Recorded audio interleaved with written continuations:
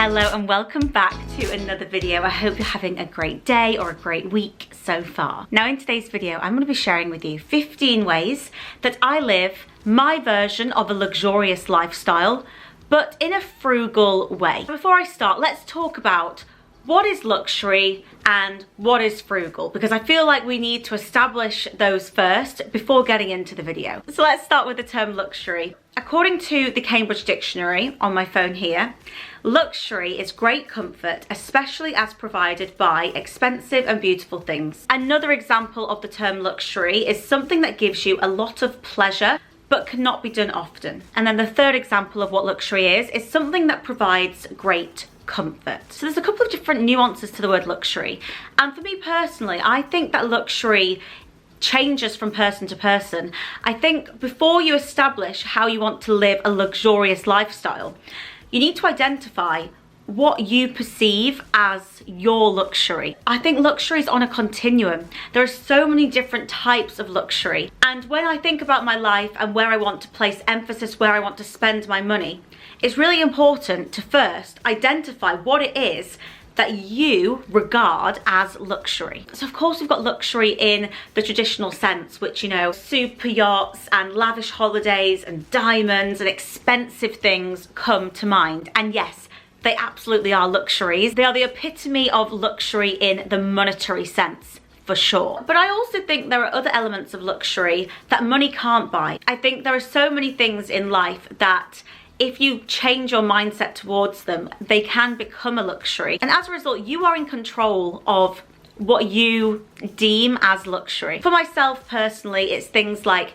freedom of time. Having free time and choosing how I want to spend my time is a luxury to me. And that's something that I really value, and it's something that does give me great comfort. Another luxury of mine is having high quality possessions that I enjoy using, things that bring me joy when I use them. And a third luxury, and I think this is a luxury for everybody across the board, is my health. And when I go through my list later in this video, you'll see that my priority when it comes to spending money has a large portion of it focused on my health, my nutrition, how I move my body. That to me is a luxury. So it's something that I prioritize when looking at how I spend my money. So that's a little bit about luxury. And as I say, it's going to change from person to person. My idea of luxury may be completely different to yours.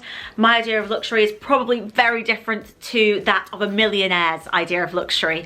But it doesn't mean that it's not luxurious to me. And then moving on to the term frugal and frugality. Again, I'm on the trusty Cambridge Dictionary, and the definition of frugal is to be careful when using money or food. So I think frugality doesn't necessarily mean to be a cheapskate. Not that there's anything wrong with that term, but I think for me, frugality is about being intentional, careful, savvy, clever with how you spend your money. I personally don't think that I miss out on any of life's luxuries. I really do think that although I'm frugal, I still enjoy everything that I want to enjoy in life.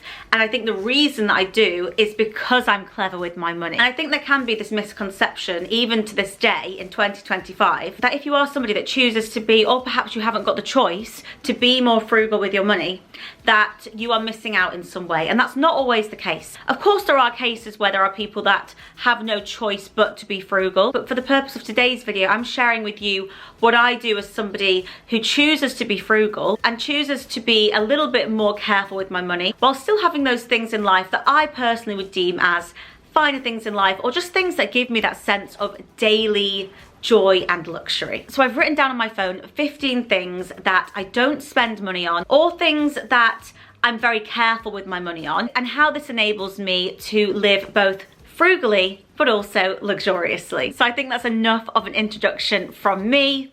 Let's get into the video. First up, and let's talk about the weekly shop. For those of you who live in England or the UK, you may be aware of Marks and Spencer. Now I would say Marks and Spencer is one of the higher end supermarkets here in England. It's not like top tier, but it's definitely within that top third, I would say. And for any of my Canadians watching, I would probably compare it to somewhere like Loblaws. So you are paying a slight premium for a more enjoyable shopping experience and, in my opinion, better quality food. It's not an exact like for like, but it's the most similar I can think of, and I would probably say in the US, you could compare it to somewhere like Wegmans, but again, I'm not sure if they're like for like, but it's the only one that I can think of that's sort of in that similar remit. So when it comes to our weekly shop, we choose to do the majority of our food shop at M&S. And the reason for that is because the majority of their food, I would say over 90%,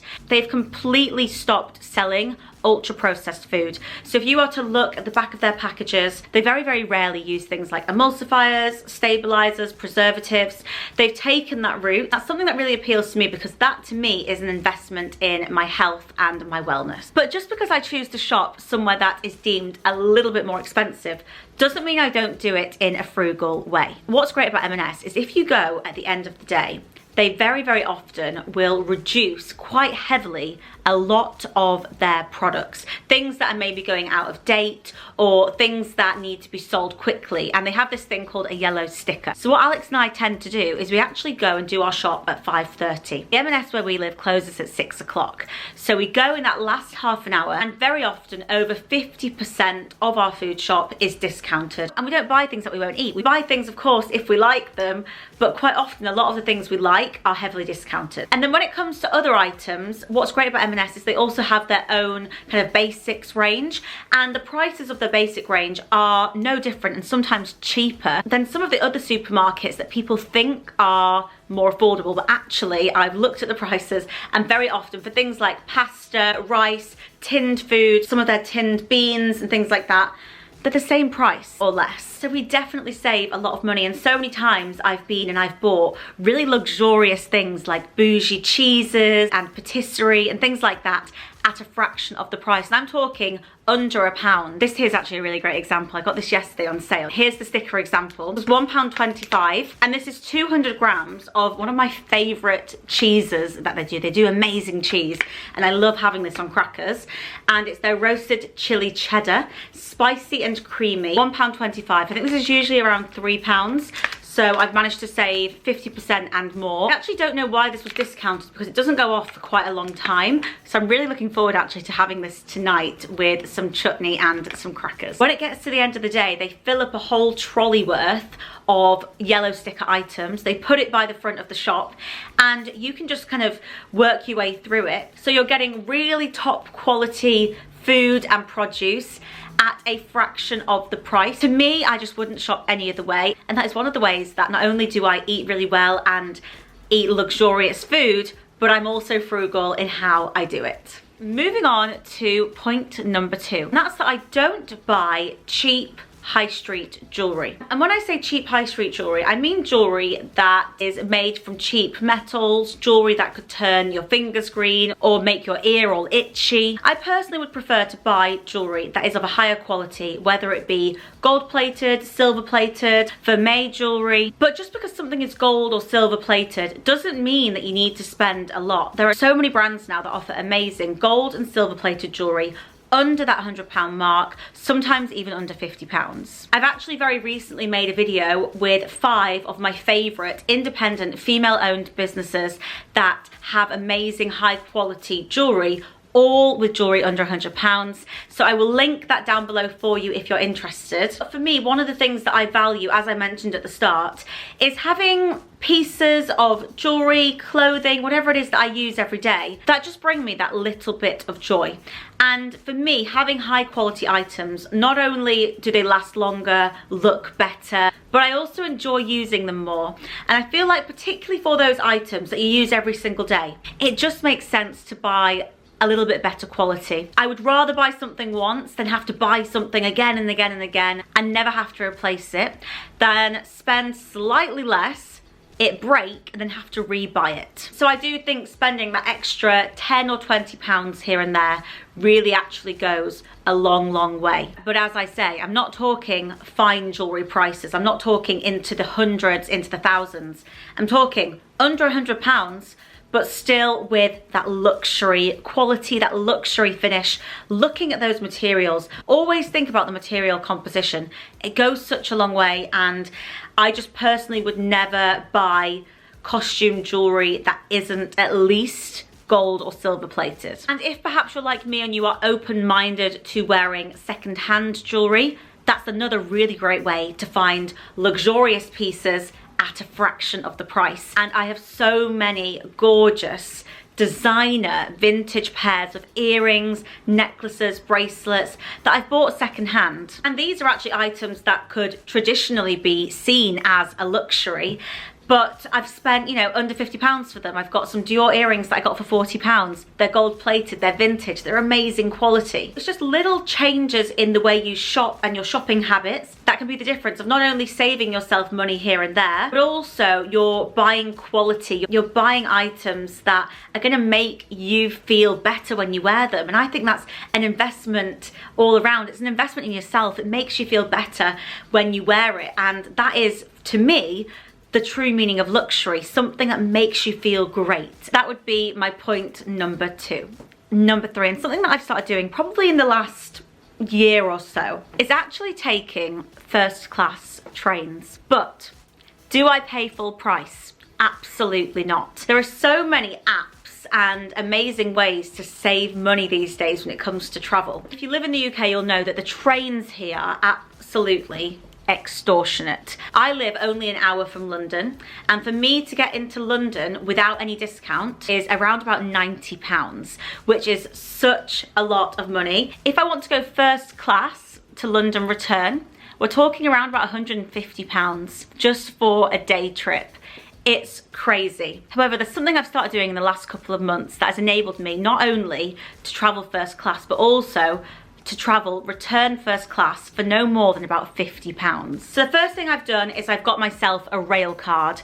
Now, there are different types of rail cards for different ages and for different situations. Luckily for me, I can still use my 25 to 30 rail card, but my husband and I also have a couples rail card, which entitles us to a third off if we travel together. So if you are somebody that travels on trains or public transport quite a lot, I always take the train to London, it's way quicker. Definitely look into your rail card options. There may be something that will entitle you to a percentage off. A third off goes such a long way, particularly when you're doing it every week and you're looking at a ticket of around £90. That really does pay off. And the second thing that I've discovered is an app that I use. I did contemplate gatekeeping it, but I do want to share it with you because I think it could help a lot of you if you do use trains. And this is an app where you can bid for a first class seat on a train, and I've managed to get first class upgrades on my train for around about £5 to £8. The busier peak times, it's harder to win the bids. Very often I've managed to get a first class seat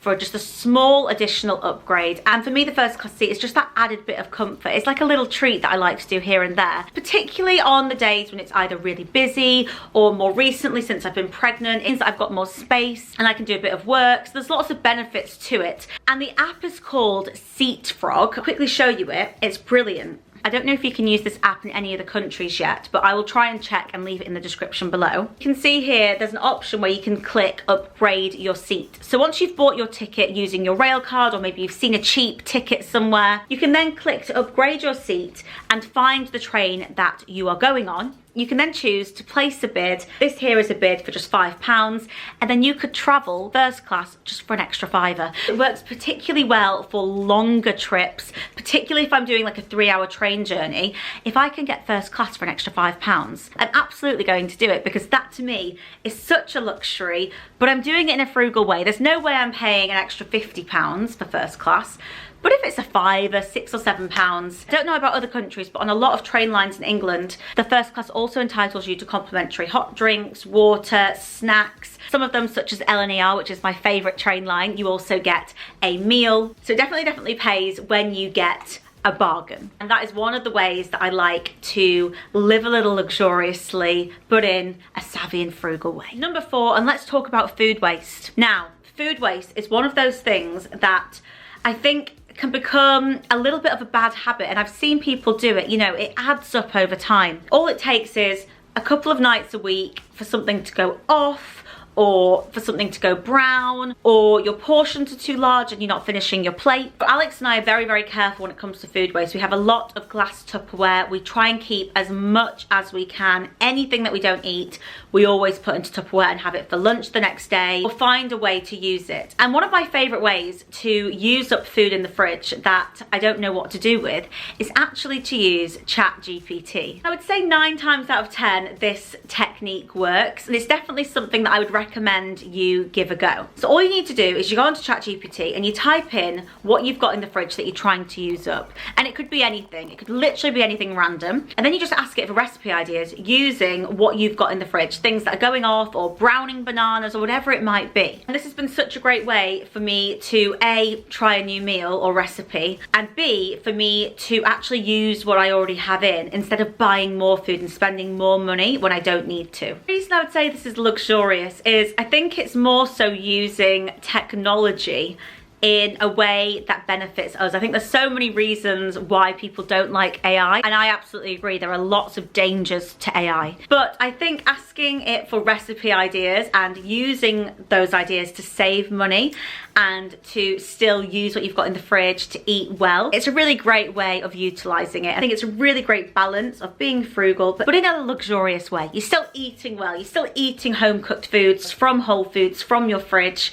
and making something really tasty and learning at the same time. It's giving you ideas that you wouldn't have had otherwise. So I think that's a win-win, and it's just something that I've started doing, and I find it really fun actually, because you never quite know what it's going to suggest. So definitely give that a go next time, you know, you've got some random stuff in your fridge and you're like, what am I going to do with this? It goes out of date soon, or it's been sat there for a while and you need to think of a way to use it. You'd be amazed at the ideas that it comes up with. And I would actually love to know if any of you do go on to give it a go. Let me know what you end up making. I would love to hear what you end up creating using this method. Moving on to number 5, and we've got the topic of beauty. Now, I've pretty much stopped paying for all beauty treatments, besides from my nails. And my general rule of thumb is if it's something that I can do from home to a standard that is similar to a professional, I'm not saying it's going to be as good as the professional, but to a standard that's, you know, I'm happy with, then I will do it from home. Not only does this save me money, but it saves me time. Booking the appointment, going all the way into town, waiting for your appointment, sitting down, having it done. I actually prefer to stay at home and do it myself. I find it more comfortable. I can do it whenever I want. It's much cheaper. So the main treatments that I do from home that save me money, but I also find more enjoyable are, I do my own eyebrows. I wax my own eyebrows. I do my own home facials using face masks and things like that. I've also got an LED light mask that I highly recommend. It's absolutely brilliant. I do my own teeth whitening. I do my own waxing. I actually cut my own hair and I do all of my own blow dries. I do my own fake tan for events and when I've got special occasions. I also stopped having treatments that required a lot of upkeep. So back in the day, I used to have fake eyelashes. I used to wear hair extensions. I used to dye my hair. Anything like that that required A, a professional, and B, regular maintenance, I stopped doing. And I actually think that more natural look suits me better. I know for some people they prefer that look, and that's absolutely fine. So the only things now that I get done by a professional out of the house are my nails, and that's because I actually don't think I can do my nails anywhere near as nicely as the lady who does my nails for me. And then anything that's medical or involves a needle, of course I'm not going to do that on myself. I'm going to get a professional to do that, but those types of treatments are probably more once a year. So again, it's not something that I get all the time. So I think if there's any way you can cut costs by doing it from home and you're comfortable doing it, it's something that you can do in a safe way, absolutely. I really enjoy doing my own home beauty now that I've become a little bit better at it and more confident with it. And if I were to get everything that I do to myself done professionally, I would probably be spending hundreds of extra pounds a month, and I'm not being dramatic. The way that I actually like to do my beauty, I think I mentioned it in a recent video, is I like to put aside an hour every Sunday, almost to do a bit of like a Monica MOT, where I'll do all the little bits that I like to do. It makes getting ready a bit easier, it makes me feel better, and I will try and do a video in future showing you some of the things that I do from home. As I say, I'm not a professional, but it's just little things that I've taught myself or seen on YouTube or seen on TikTok that actually we can do on our own. We don't need to always get them professionally done. Perhaps if you've got a special occasion, go and pay a professional, absolutely. But for day to day, week to week, month to month, generally speaking, I actually enjoy and prefer to do it from home. I'm saving money, but I'm not compromising on life's luxuries of, you know, taking care of myself and feeling great in myself. Number 6, and this is one that will not surprise any of you who've been around here for a while, but of course I don't buy into trends, fast fashion, anything like that. I buy around 90% of my clothing secondhand. My shirt today is secondhand. Pretty much 90% of what I own in general is secondhand. And the reason for that, now I think gradually we are moving away from the idea that if you buy secondhand, it's dirty or it's cheap or it's to be looked down on. There is still the stigma, but I definitely can see a shift starting to happen now, which is brilliant. But the reason or reasons that I buy secondhand are the following. First of all, you can get such better quality on the secondhand market. When I come across fast fashion, I immediately can tell it's fast fashion. The quality doesn't feel good. The fit isn't good. The finish isn't good. And for the same price of fast fashion, I can find such better quality materials, high-end designers in charity shops, on eBay, on Vinted, on Depop, on Facebook Marketplace. I absolutely do not compromise on the quality of my clothing. If anything, the quality is far, far superior. The second reason, of course, is the environmental impact of fast fashion. We all know about that, and I can leave some links down below if you aren't already aware. And I'm not saying I'm perfect, because I'm not, but I think we can all make small changes in our day-to-day, just with how we choose to spend our money. That can make an impact. If we all make small changes, we absolutely can. It's not about everyone being perfect. I think it's about everyone making small changes and choosing to vote with how they spend their money. And the third reason is I actually prefer to have my own style. I think it's a joy to not have the clothes that everybody else has. By shopping fast fashion, the chances are lots of other people are going to have the exact same outfit as you. And for me, I prefer the luxury or the joy of having my own sense of style, having my own clothing, my own unique pieces of clothing that I found. Things that you don't see often, things that are one of a kind almost. You know, you found them. It could be something vintage in a vintage shop. It could be a reworked piece of clothing in a charity shop. Whatever it is, there are so many amazing, beautiful pieces of clothing on the secondhand market that deserve another life, that are high quality, beautiful fabrics. I always look at fabric composition, as you know, at a fraction of the price. So you do not need to spend a lot of money to have a high-end, high-quality wardrobe. And for me, that is luxury. Whenever I go to my wardrobe, I just know that everything in there is beautiful. I know that everything's of a high quality. I haven't spent a fortune. I've done it all on a budget, and it's something that I'm actually proud of, because I've almost put work into my wardrobe. I haven't just clicked a button and it's arrived. I've spent time curating it, and as a result, I feel like my wardrobe really is a great representation of who I am, and that's something that makes me proud and it makes me happy. So I think that definitely is one of my little luxuries in life, is actually choosing to buy secondhand, not following trends, not being chained to the idea of trends as well, because the thing about trends is there's always more. Trends are always developing, so you're never going to get on top of the trends. You're just going to constantly be chasing the next trend, and that's not a luxury. Being constantly sold to and chasing the next best thing isn't luxurious. It's actually a bit of a life stressor, and it's just not something that I'm interested in at all. I don't follow any accounts that do that, like trend content or anything like that. I like to buy things that I like for my own sense of style, and that actually gives me a really great sense of satisfaction. So I'm saving money, but I'm also buying items that I really love and that I've bought for me, for my style, and because of their quality, craftsmanship, where they're made, whatever it is, for the reason that I like it. Moving on to number 7, and something that I do spend money on that in turn saves me money is investing in high quality machinery. Now I'm going to explain what I mean. So there are certain household items that I think are worth splurging on and saving on. And some of the household items that I think are really worth splurging on are the things that you use every single day. Not only are they going to have a high usage rate, so they need to be good quality so that they don't break, but secondly, if you're using it every day, you want it to be good because it's something that is going to be a large portion of your time and of your life. So one of the things that Alex and we splurged on is a good coffee machine. We both love our coffee. We have a coffee every day. And by buying a high quality coffee machine, we've got the Sage coffee machine. I'll link it below for you if you want to have a look at it. It means that we can enjoy our daily coffee. It's a luxury. We get up, we know we're gonna have a really nice coffee from nice coffee beans. But it also means that we don't go and waste our money by buying coffee out and about. We would prefer to actually have coffee at home because we've got our nice little cups that I found secondhand. Alex has become really good at using the milk steamer. It's an enjoyable product to use. It's very user-friendly. It makes high quality, good tasting coffee. We've already had this machine now for 2 years. It's in immaculate condition. We've never had any problems with it. I'm actually doing a little bit of maths here to work out how much that coffee machine has cost us per day. So we've had it for 2 years, which is 730 days. I think it was around about £650 when we bought it. So if I divide £650 by 730, it's working out at less than £1 a day already. And if I were to divide that by 2, because Alex and I split the cost, we're looking at less than 50p a day for our daily coffee. And of course that doesn't include the price of beans and the price of electricity and things like that.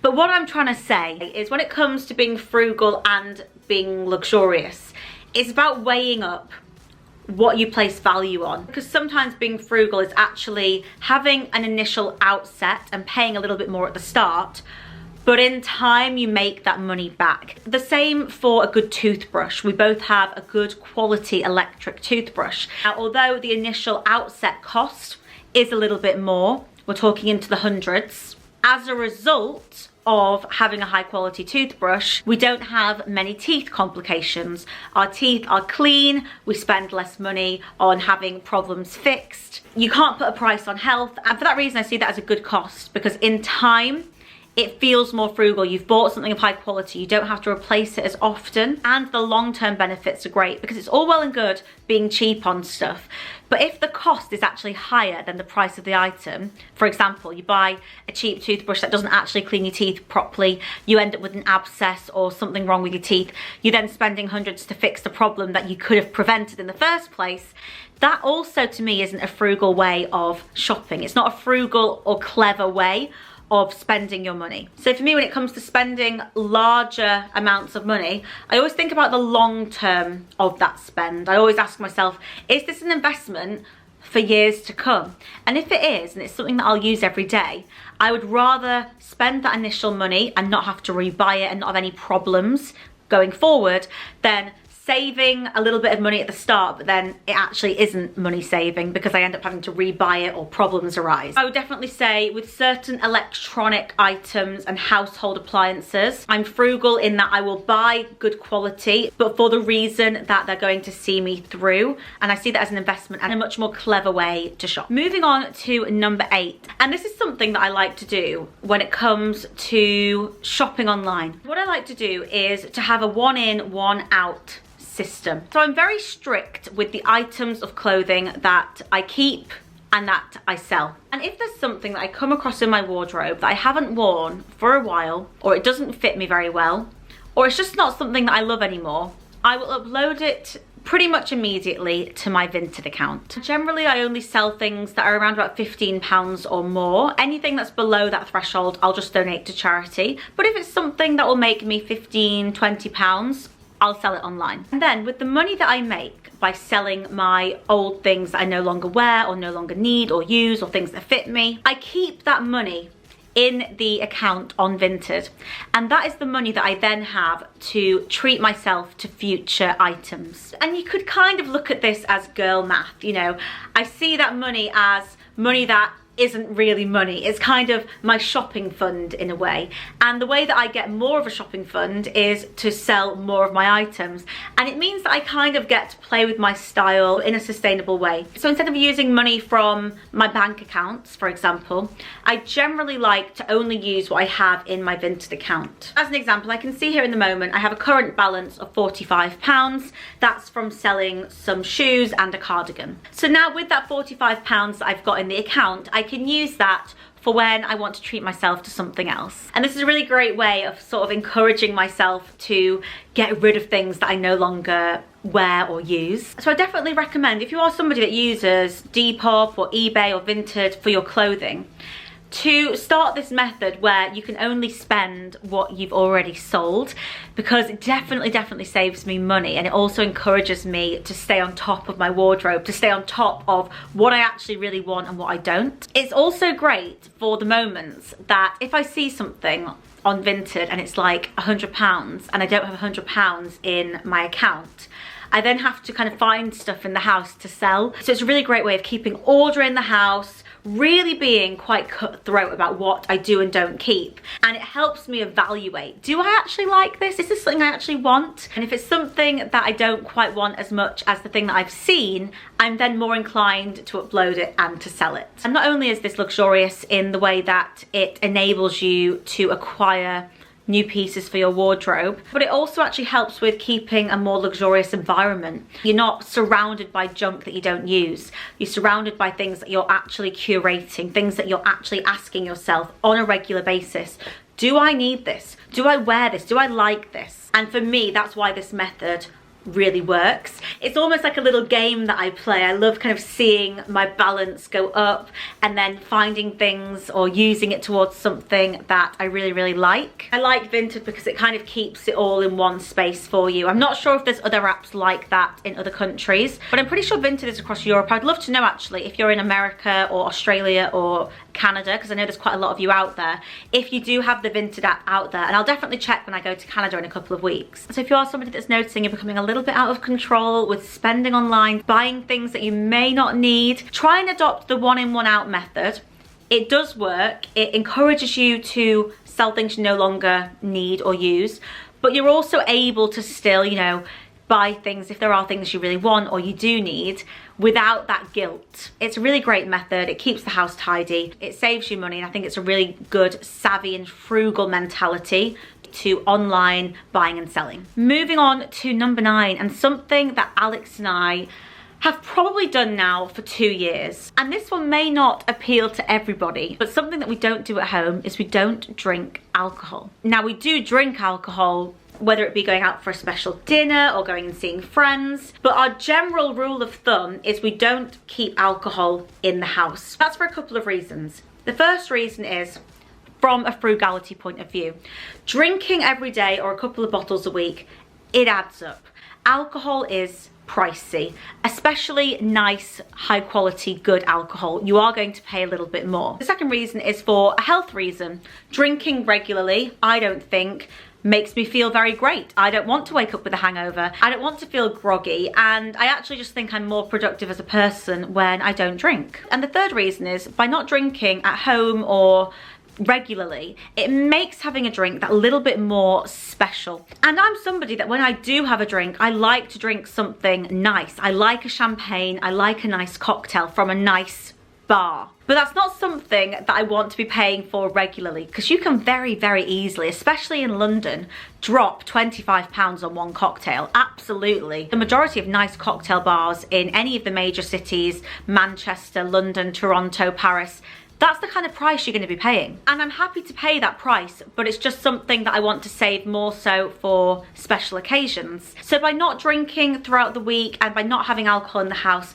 we're saving money on the regular. And then on those odd occasions where we see friends, it's a birthday, an anniversary, a celebration, then absolutely we will enjoy the luxury of having a cocktail and a champagne, but it's a treat. And that is my frugal approach to alcohol. The only other time that we would have alcohol in the house is if we've got guests guests coming, of course, we'll buy some champagne in. We'll absolutely treat our friends and family to that. But again, that falls under the category of celebration and special occasion. So it is more so just for occasions, and that saves us money, but it also helps with, you know, ensuring that we're staying as healthy as we can while still enjoying our life. I don't feel like I'm missing out by doing it that way. I feel like I've just got a really nice balanced approach to alcohol. And it also means that on those rare occasions that we do have a drink, we are choosing good quality drink. We're choosing something, you know, that is really special and enjoyable. Number 10. Now this actually involves extracurricular and activity-based spending. Now back in the day, I used to be very easily influenced or convinced to spend money on doing things that I didn't actually want to do. And this could be anything from going clubbing, which I don't like, to spending money at theme parks. Again, not a big fan of theme parks. Whereas in reality, I would rather spend my money on experiences that I actually want to do. And this is going to vary from person to person. Some of us love going out clubbing or to an exciting theme park. But I think when it comes to being luxurious and frugal, it's about being honest with yourself and asking yourself, what do I actually want to do? How do I want to spend my time and my money? And for me personally, I have a list of the types of activities that I find enriching, the activities that I find enjoyable. And generally they tend to be things that are based on language and language learning. I love languages. I also love live music, but more intimate settings. I'm not a big festival girl, but I love like a little jazz show or something like that. And I also love anything that's crafty. I love things like pottery or beading. When it comes to being frugal, I'm more so about being picky and selective with what I choose to do, and I would rather politely decline an invitation to do something I don't want to do and do something free. You know, go for a nice walk, enjoy nature, or save up my money and do something that really I find truly interesting and enriching. And I think it's great to find a mixture of both. Things that you may invest in and may cost you a bit of money, but also to look for those activities or things to do in life or hobbies that don't cost a lot. There are so many. It could be as simple as going for a weekend hike, going for a bike ride, going and feeding ducks at your local pond. I personally love doing things like card making and beading. I bought all of my card making materials from a charity shop. I make earrings by upcycling broken jewelry that I find in charity shops. So there are ways to do really enriching activities that don't need to cost you a lot of money. Also, if there are those more bougie activities that you particularly enjoy, prioritize those. You don't need to do everything. And I've learned over the years that you don't need to say yes to everybody. You don't need to feel pressured to go and spend money on things that you don't want to do. I think if somebody is your real friend or a real connection, you shouldn't have to spend a lot of money to spend time with them. I think you can do really simple pleasures in life. One of my favourite things to do with some of my best friends in Yorkshire is we do weekend hikes together. We pack a packed lunch, we plan a really interesting route or a walk, and we do a nice 4-hour walk. We get to chat, it's good exercise, we get out into nature. So when it comes to being more frugal with my money, I am very selective with how I spend it. I only do it on things I really want to do. I'm happy to spend good money on activities that I genuinely really love. An example of that is I went to an Italian school for 2 weeks in Sicily. It wasn't the cheapest thing at the time, but for me, that was well worth the money, and I would rather do that than going out for lots of sort of like expensive dinners or going and spending lots of money on a day out that I don't really want to be on. So I think this comes back to the very first point I made when I started this video. Identify what it is that is luxurious to you and prioritize that. Number 11, and on the topic of prioritization, I think when it comes to being frugal and savvy, it is all about balancing up what really matters and what doesn't. Where do I want to splurge? Where do I want to save? And for me, the most important thing that I could possibly spend my money on is anything that pertains to my health. In my opinion, health really is true luxury. To have your health is everything. And I think it's something that we can very easily forget and take for granted. So I'm more than happy to spend that little bit more on products that are related to my health, whether it be a good water filter, whether it be a good mattress, because that can affect your spine and your quality of sleep. Whether it be good quality shoes, because your foot health is important and being comfortable day to day is important. I mentioned earlier high quality food. Although I'm looking for those yellow stickers, I'm still shopping in places and shopping for whole foods that are better for my health. Things that aren't ultra processed, things that I can cook from scratch with. This also ties into not spending money on things that aren't good for my health. I try not to spend too much money on alcohol.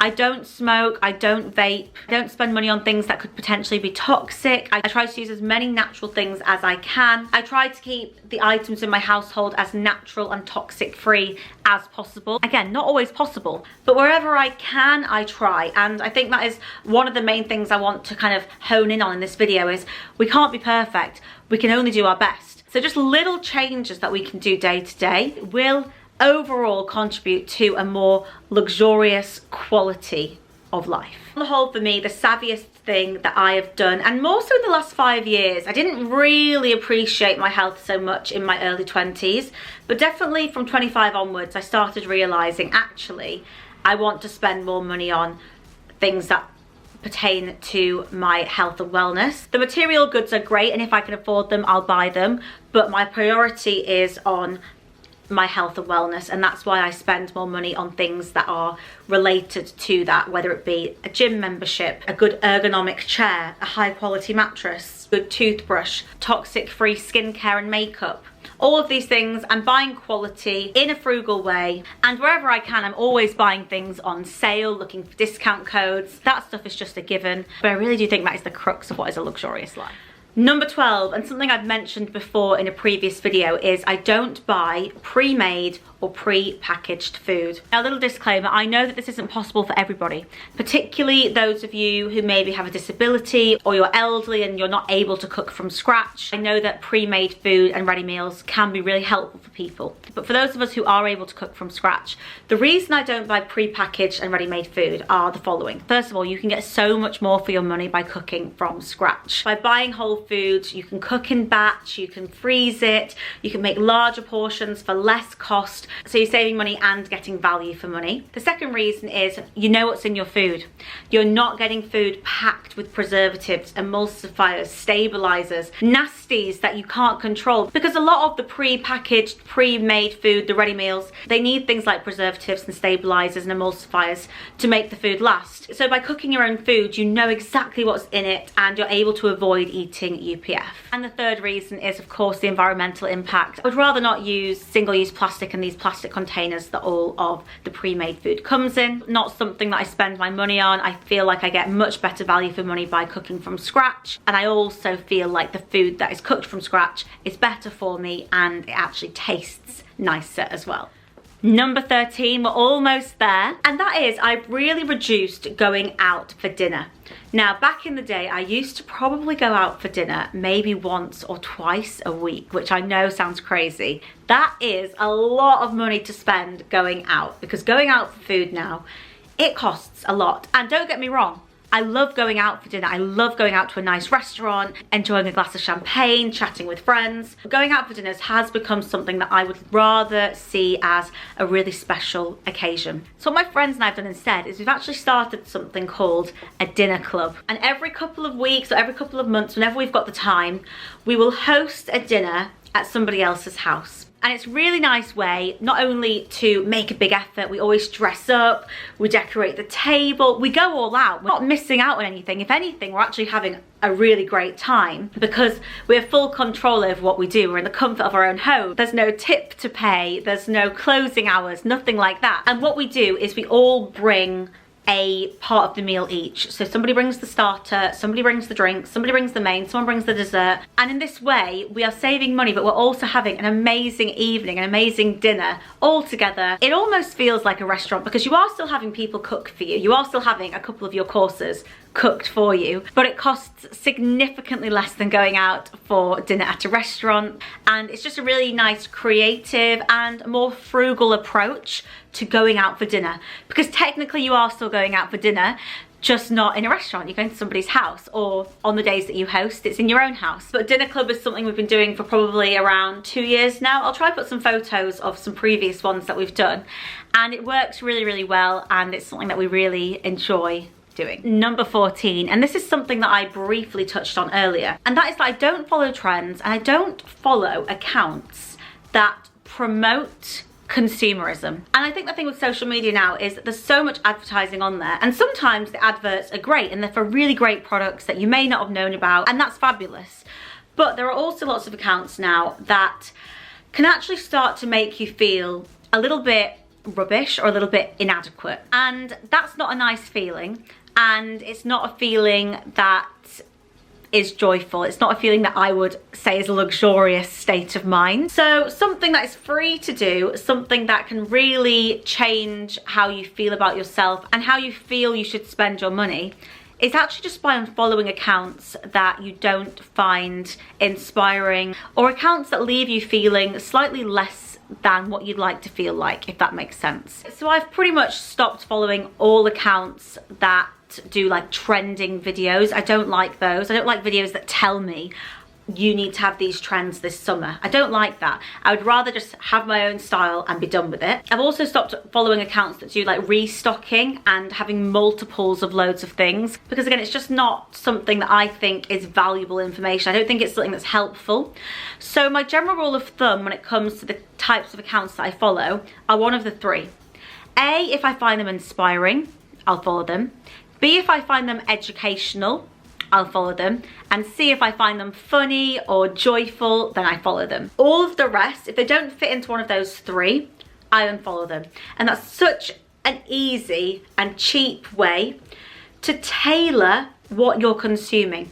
Because what you're consuming online, although you may not realize it in the moment, over time it does start to infiltrate your views on things and how you view your life and how your life should be. And a lot of what you see online, without you even trying, can actually convince you or sway you to spend money on things that perhaps you didn't even need. So for me, there are just certain accounts online that I don't find help with being frugal, but they also aren't bringing me any value in any other way. So whenever I see those accounts, I just unfollow them in real time, and I like to have a more curated approach to what I consume. I'm curated in what I eat, I'm curated in what I wear, so I've got to be curated in what I consume online as well. And finally, number 15. Now this is a tip that works on quite a lot of the other tips that I've shared throughout this video.